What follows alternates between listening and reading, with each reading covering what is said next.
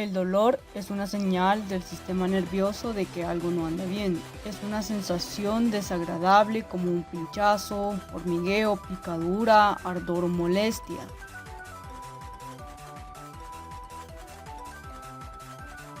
El dolor puede ser leve o agudo, intermitente o constante.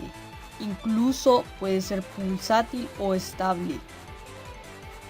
A veces el dolor es muy difícil de describir, se siente en un solo sitio o sobre una área extensa y su intensidad varía de leve a insoportable.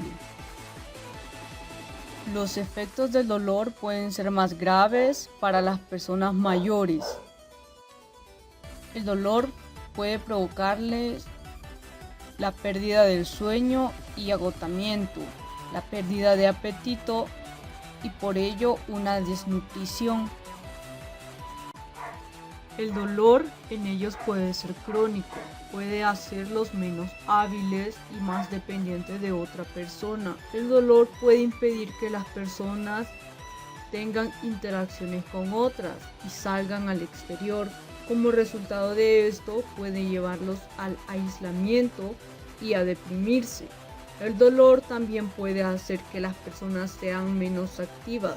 La falta de actividad da lugar a la pérdida de fuerza y flexibilidad muscular, haciendo que la actividad sea más dificultosa y que el riesgo de caídas aumente, así como también el de padecer de obesidad. La clasificación de los tipos del dolor. Dolor somático. El dolor somático es aquel cuyo origen es la información nociceptiva procedente de cualquier tejido que constituye la estructura del cuerpo. Estos tejidos son huesos, músculos, articulaciones y ligamentos. Técnicamente también incluiría el dolor mediado por el sistema nociceptivo procedente del cráneo, las meninges que recubren el cerebro y la médula ósea y los dientes, así como también los tendones de la columna, el tronco y las extremidades. De forma más explícita, el dolor somático incluye los dolores procedentes de estructuras no viscerales del cuerpo. El dolor procedente del cráneo, que incluye como cefalia y dolor de los dientes, como el dolor dental.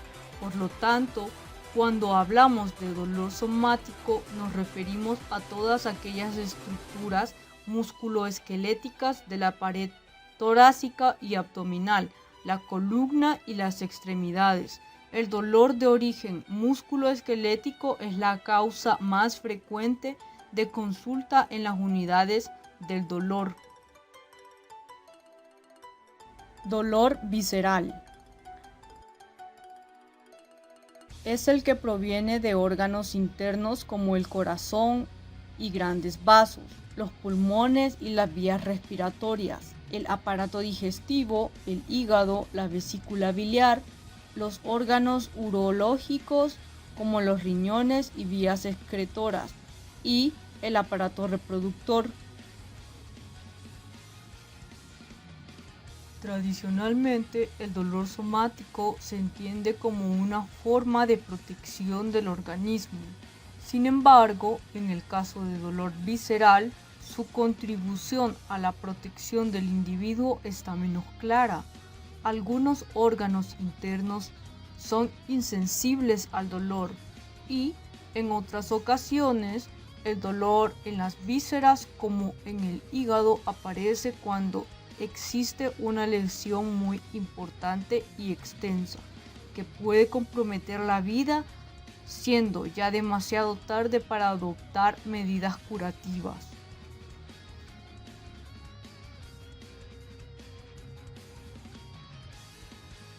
El dolor visceral cumple con 5 características clínicas. En primer lugar, hay que destacar que no todas las vísceras son capaces de generar dolor. De hecho, el hígado, los riñones, el parénquima pulmonar y la mayoría de las vísceras sólidas no son capaces de generar sensaciones dolorosas. No siempre se asocia a estímulos nocivos o agresivos. Por ejemplo, algunos estímulos lesivos como cortes o quemaduras pueden provocar dolor y estímulos no nocivos como la distensión pueden causar resultados dolorosos. El dolor visceral se caracteriza por ser difuso y estar mal localizado. Se acompaña de dolor referido en otras localizaciones. Es capaz de desencadenar respuestas reflejas vegetativas y motoras. Dolor neuropático. Se define como el dolor que aparece como consecuencia directa de una lesión o enfermedad que afecta al sistema somatosensorial. El dolor neuropático es una descripción clínica que requiere la presencia de una enfermedad o lesión demostrable que satisfaga los criterios diagnósticos neurológicos. La presencia de signos y síntomas solo no justifica el término de dolor neuropático. Cuando se produce una enfermedad o lesión en el sistema somatosensorial, se inician una serie de cambios en el sistema de conducción del dolor que actúa como amplificador del mismo.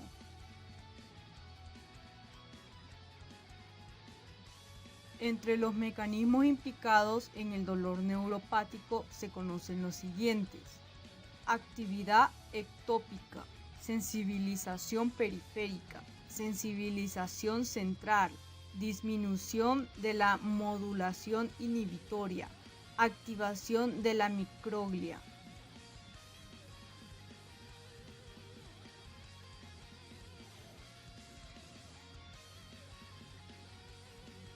La activación se da mediante la exposición a citoquinas proinflamatorias. Las células de la microglia se activan y esto traduce una serie de procesos. Esta se da en una transformación morfológica de un estado ramificado inactivo a uno fagocítico activo, además de la proliferación y migración a los sitios de lesión por quimiotaxis.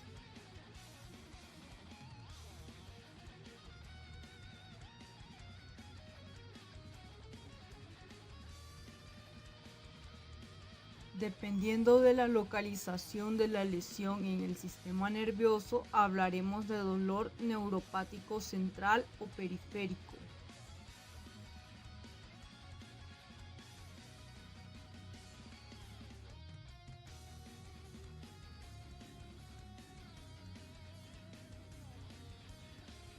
El dolor neuropático central es aquel causado por una lesión primaria o difusión del sistema nervioso central que genera una patología incapacitante difícil de reconocer y tratar.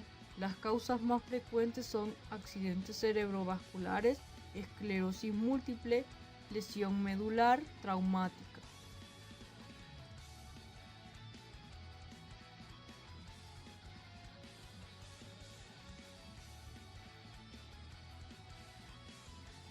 El dolor neuropático periférico es un dolor causado por una lesión o alteración en el sistema nervioso.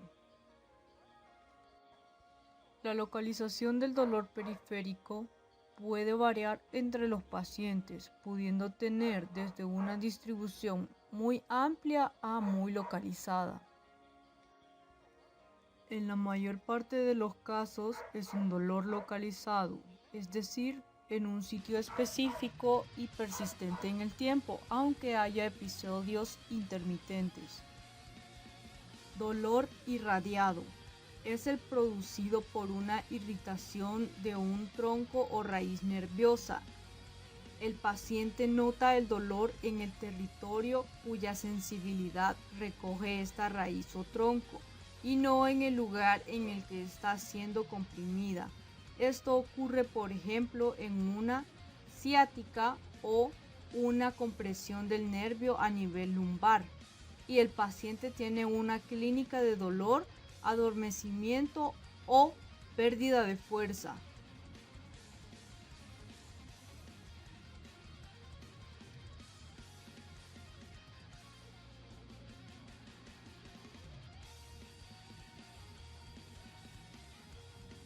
Se puede presentar uno o varios de estos síntomas, es decir, que pueden ser combinados de la pierna y que no es a ese nivel donde se comprime el nervio.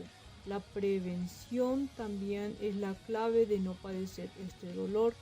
A la mínima sospecha debe acudir a un especialista para evitar que el nervio llegue a un punto de compresión en el que ya no se controle el territorio que inerva. Dolor referido es igual a un dolor propagado, es decir, percibido a una distancia de origen.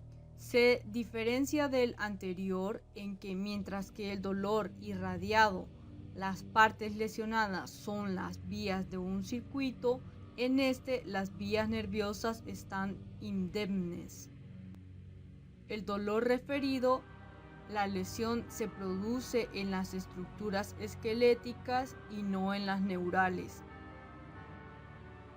Las áreas por las que se extiende este dolor son las correspondientes a las estructuras profundas que provienen de la misma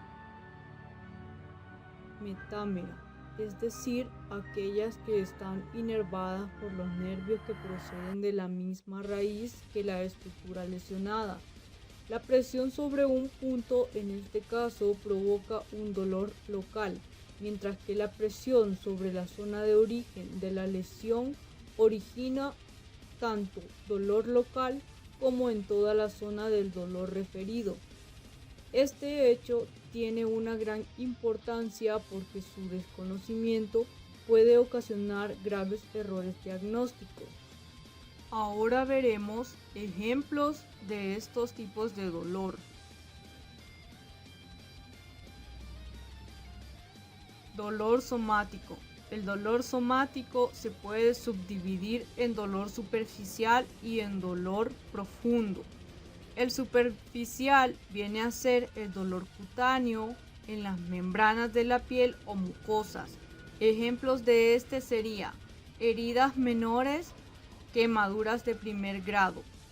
Y en el dolor profundo se observa en los músculos, los huesos, articulaciones, ligamentos, tendones, vasos sanguíneos, por ejemplo, una ruptura de un hueso. Dolor visceral. Ejemplos de este dolor puede ser una úlcera gástrica, cáncer pancreático, infarto agudo de miocardio, cólicos ureterales. Estos suelen presentar en sus características un dolor mal localizado. Puede ser tipo cólico y suele ser constante o intermitente, incluso irradiado a otros sitios cutáneos. Dolor neuropático. El dolor neuropático puede ser consecuencia de la presión de un nervio, por ejemplo, un tumor por la rotura discal de la columna vertebral. Esto causa un dolor lumbar y puede ser irradiado descendiendo por la pierna o por presión sobre un nervio de la muñeca, causando el famoso síndrome de túnel carpiano. El daño en un nervio, como ocurre en estos trastornos que afectan a todo el organismo, como la diabetes o solo una de las partes. Otro ejemplo puede ser un procesamiento anormal o alterado de las señales de dolor por parte del encéfalo y la médula espinal. El procesamiento del dolor es anormal en el dolor del miembro fantasma. Allí, en la neuroglia postherpética también puede darse o percibirse un dolor después de haber tenido herpes zóster y en el síndrome de dolor regional complejo. Dolor referido puede ser, un ejemplo, el dolor biliar, el cual va a hipocondrio y a la escápula derecha. También puede ser un dolor pancreático, que este va a una zona preumbilical e hipocondrio izquierdo. Puede ser dolor frénico, que va de los hombros y puntos de inserción del diafragma. Puede ser el dolor aórtico a zona sacra y raíz de los músculos. Dolor irradiado. Por ejemplo, si tenemos un atrapamiento nervioso en las cervicales, nos afecta a la región del hombro y brazo. En el caso de estar en reposo mucho tiempo o en posturas que puede producir dolor agudo, hormigueo e incluso dificultad para mover la extremidad después de un periodo de inactividad. En cambio, si pasamos de un gesto de flexión a extensión rápido o hacemos gestos bruscos o actos reflejos, el dolor suele ser un calambre muy fuerte o un dolor en un espacio de tiempo muy corto. Este tipo de lesión puede producir por inflamación o compresión de la raíz nerviosa, la cual puede ser comprometida por los discos vertebrales, generalmente en forma de hernia. Fisiopatología del dolor. El dolor resulta de la activación de los nociceptores periféricos o centrales por la liberación de neurotransmisores y por la disminución del umbral de respuesta de las fibras nociceptivas. Cuando existe una injuria tisular, los nociceptores son reclutados respondiendo posteriormente a una serie de estímulos. El proceso neural de la transmisión del dolor comprende la transducción como un proceso por el cual el estímulo nociceptivo es convertido en señal eléctrica en los nociceptores. La transmisión es el proceso por el cual los estímulos son referidos hasta el dorsal de la médula espinal, donde se liberan los neurotransmisores del dolor como el glutamato, la sustancia P, el péptido relacionado al gen de la calcitonina. El dolor agudo, que suele aparecer en respuesta a la lesión tisular, es el resultado de la activación de los receptores periféricos del dolor y sus fibras nerviosas sensitivas A delta y C específicas. El dolor crónico relacionado con la lesión tisular continua presumiblemente es causado por activaciones persistentes en estas fibras. Sin embargo, la gravedad de la lesión de los tejidos no siempre predice la gravedad del dolor crónico o agudo. El dolor crónico también puede ser el resultado del daño continuo o de la disfunción del sistema nervioso periférico o central. El dolor nociceptivo puede ser somático o visceral. Los receptores para el dolor somático se localizan en la piel y en los tejidos subcutáneos, las aponeurosis y otros tejidos conectivos, el periocito y el endostio de las cápsulas articulares. La estimulación de estos receptores suele producir un dolor localizado, agudo o sordo, pero el ardor no es infrecuente cuando se afecta la piel y los tejidos subcutáneos. Los receptores de dolor visceral se encuentran en la mayoría de las vísceras y el tejido conectivo circundante. El dolor visceral, debido a obstrucción de un órgano hueco, es localizado, profundo y de tipo cólico, y puede ser referido a un punto remoto de la piel. El dolor visceral, ocasionado por un daño sufrido en las envolturas de los órganos u otros tejidos conectivos profundos, puede ser mejor localizado y definido.